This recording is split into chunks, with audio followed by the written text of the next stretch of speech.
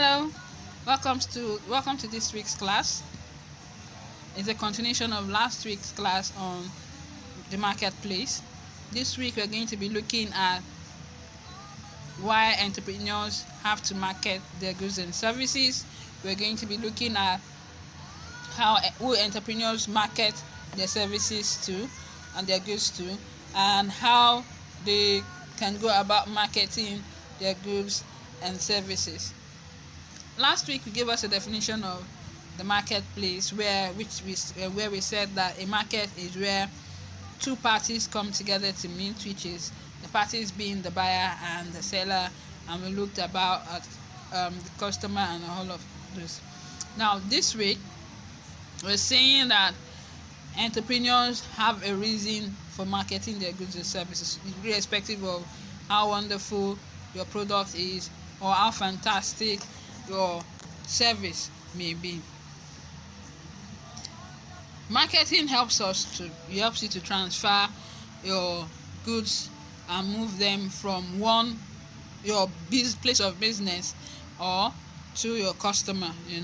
So that's one of the reasons why entrepreneurs have to market their goods and services. You can't just produce. For example, let's say you produce chin-chin. After producing your chin-chin, you leave it at home. It's not going to move from your house to the customer without you marketing it to the customer, so that the customer will buy. If they don't know that you are producing chin-chin, there is no how they can actually come to buy what you're selling. So that's one of the reasons why you have to market your product, so that you can transfer. There's a transfer of goods and services from the buyer to the seller. Another thing is that your marketing will help you to raise and maintain a particular standard of living within the community. When you start marketing your product, they begin to know about your business and they begin to see the value of it, the standard of what you're selling, the standard of your business, even your own standard as an entrepreneur begins to increase. Marketing helps to create employment. When you market, you sell more. When you sell more, there's more demand for what you're selling. And because there's more demand for what you're selling, it basically means that you also need to have more people helping you to produce. If, for example,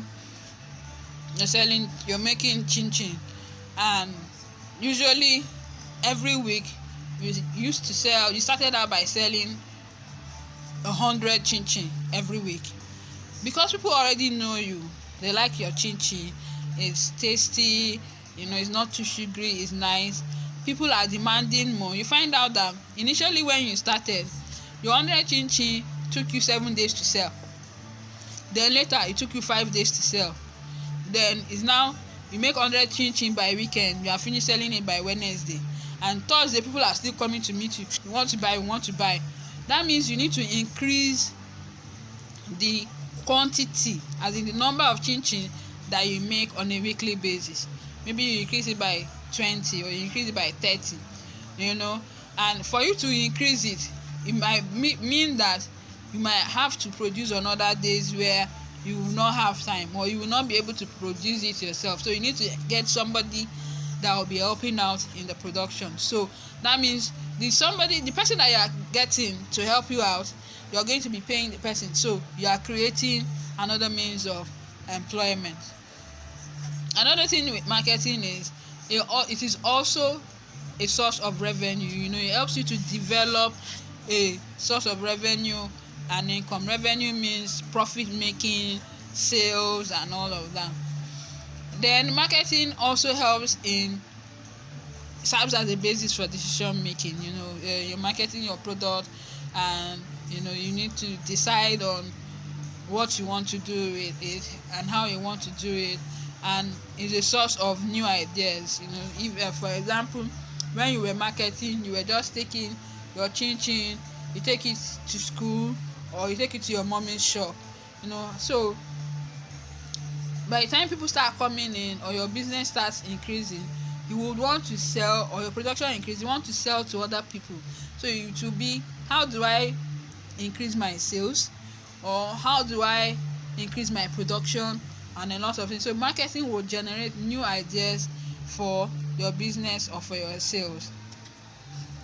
The next thing we are looking at is, why do entrepreneurs market their products? Entrepreneurs market their products because they want to increase sales. They want to be able to reach out to their customers. They want to be able to reach out to make sure that customers out there know about their products and have access to their products. And who are these customers that they sell to?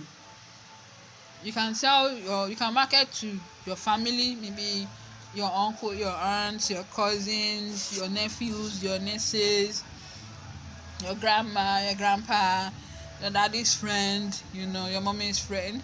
You can market to your own friends, maybe when they come around. I make chin chin, come and see my chin chin and all of that. You can market to your colleagues in school. You can sell to your friends in school. You can sell to your neighbors where you live, people within your community, maybe somebody on the same street with you. You just tell them this is what you do and they buy from you. If you go to church or mosque, you can also reach out to people in those places and sell to them. These are a few of the places or the people who entrepreneurs can market their products and services to. I'm sure you can think of a lot of other ones as well. Next, we're looking at, how should entrepreneurs market their product? As an entrepreneur, you can think of so many ways by which you can market your product. How you market product is basically depending on the kind of product you have, or the kind of services, your pricing, your location, and all of that. But how do you market your product? So people market their products by giving out samples. You make chin chin, so you would have, instead of when you're starting your chin chin business, you can say, okay, this week I'm not selling, so I'll make 20 chin chin and then I'll give to different people so that they will taste it. So once they taste it and they like it, I'll tell them, I'm selling, it's 15 naira for one. Do you want to buy? How many should I bring for you? And all of that. So you can market your product by giving out samples, offering discounts. Some people, they will tell you, if you buy chin chin, you can buy at a dozen. So instead of them selling it to you at retail price of 15 naira for one, they can sell it at 500 naira for one dozen. So there's a reduction of 100 naira on the price. So that's a discount. That's called discounted sales. Another way of marketing is by creating awareness through your distribution of flyers. How you can market your products is letting people know that these products or these services are here. So you create flyers and bills with picture representation of what you're selling, so that anybody that picks up the handbill or the flyer can see it and say, okay, I need this or I need that. Another way by which you can reach out or market your product is by giving out free offers. Some people do buy one get one free, and so you know that when you buy one pair of shoes, and they tell you if you buy one pair of shoes, they'll give you another pair of shoes. It's a marketing strategy. It's a way by which people get more customers for their business. Another one is what most banks do now. They do a reward system where if you continually save money, they reward you. Even businesses do it. Some airlines, if you are a frequent traveler, you are traveling, for them to have more customers, they tell you that as a loyal customer or traveler on their airline, they will be giving you reward. Maybe if you travel with them 10 times, you can have a reward where the next time you travel, you don't have to pay for your ticket. So many ways of how an entrepreneur can market their products and services. So this ends our class on marketing. So from next class we're moving to separate a different topic entirely, and I want us to know that our assignment is on the Edmodo app. We need to check it out and ensure that we submit early this time around so that we don't we get our assignments graded in good time. Thank you. Read your notes. God bless.